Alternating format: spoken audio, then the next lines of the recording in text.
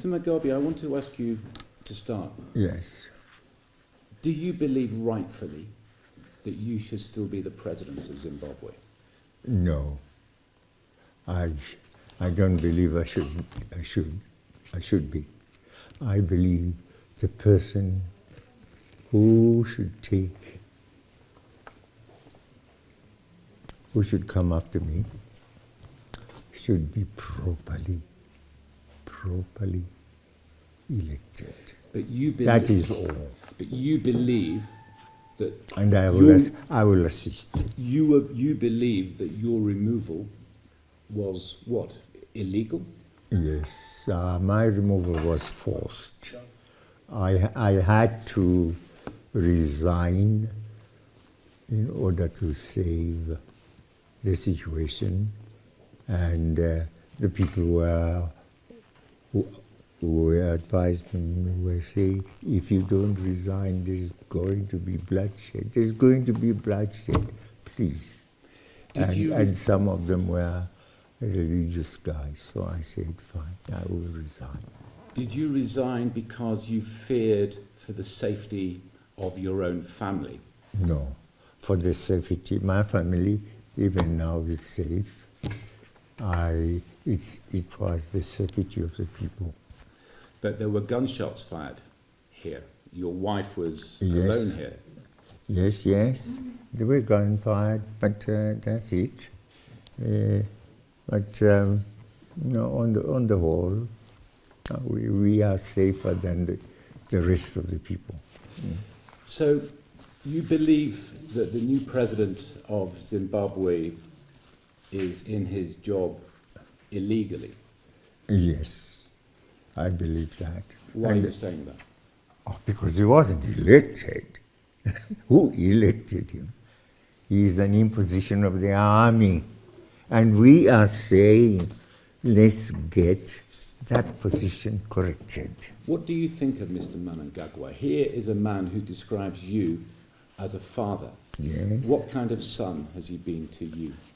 Of course, sons will not always be obedient once to the father.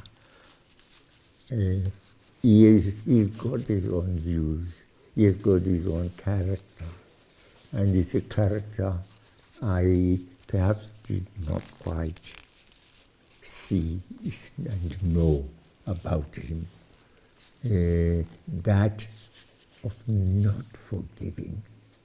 If a person stepped onto his, shoe on his toe,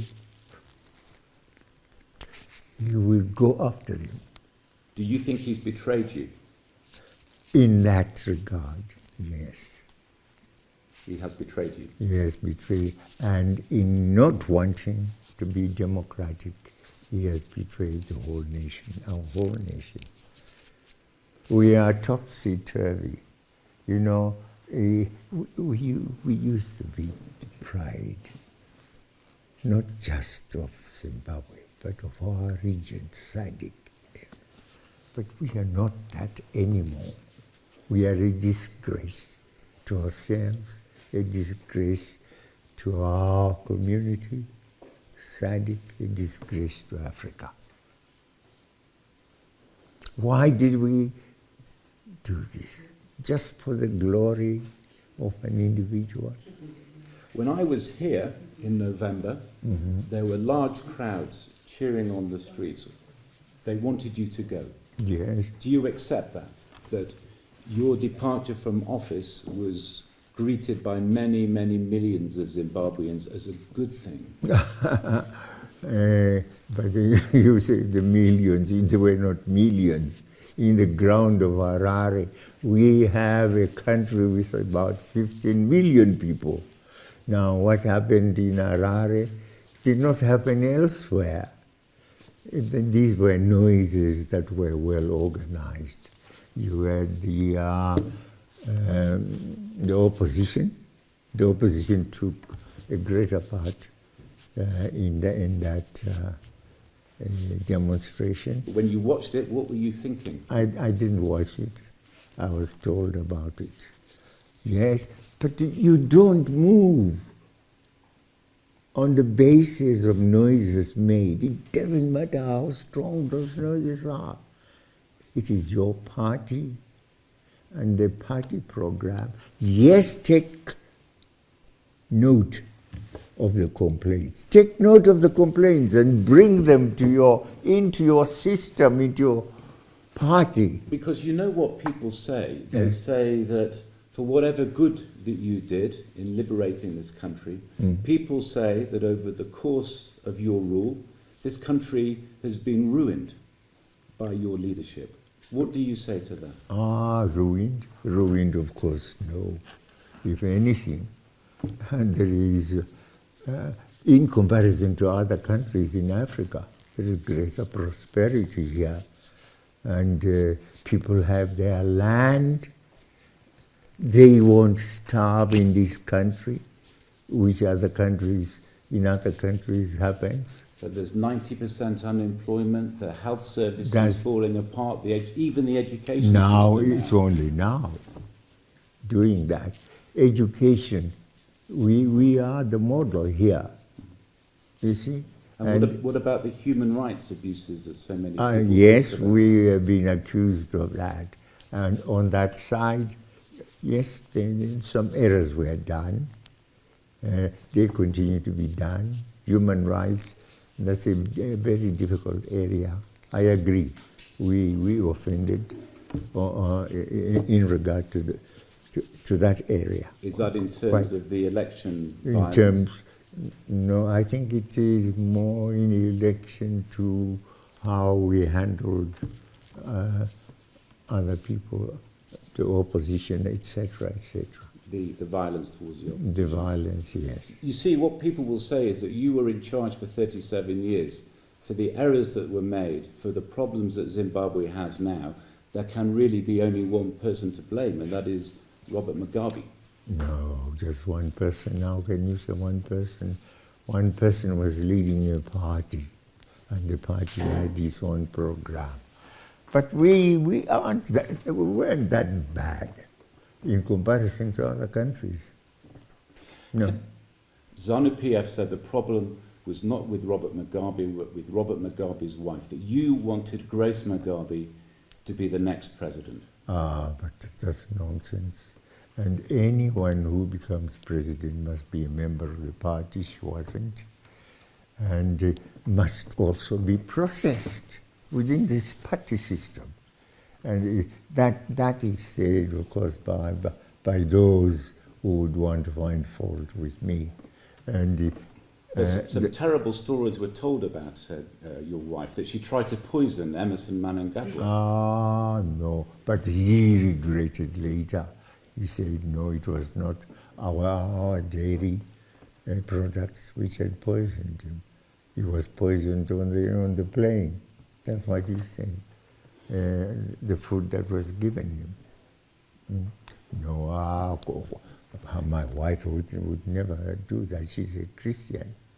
We are both Christians. You believe that she's an innocent woman and you were innocent? She would never poison. If anything, we used to eat together with Emerson, the food she cooked, you see. They have tried to, tarnish my wife, even to the extent of saying the degree which she got and she got after hard working. We used to go through her papers, and I think you can count on me to know what is good, a good paper, and what is a bad paper.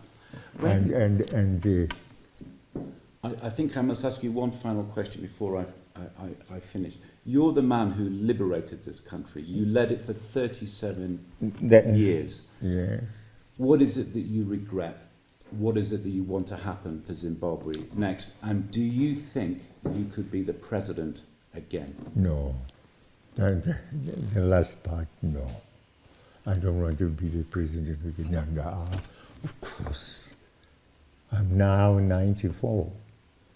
You see, I perhaps look younger than yourself, but but age-wise, no, I'm 94. But no, even then, no, I have had my time. Fine. I would have wanted to support Emerson's, bid, but through the party system. And the system that we have, the party chooses you as a candidate, then as a candidate you must be voted for by the people. So you must go through the election process, which he hasn't done at all.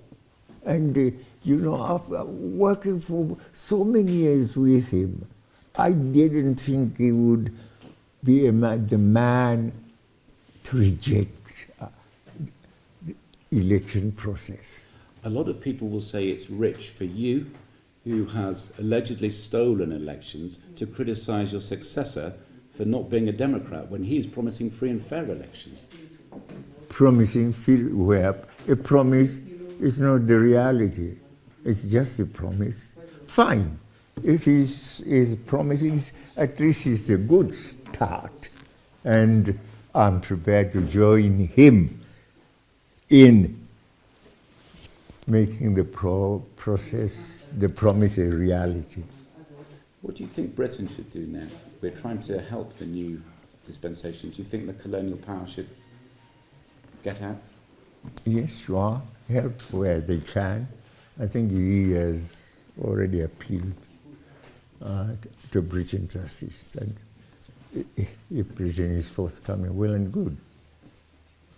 It will help our people generally. But we must be on proper tracks. Get back to constitutionality.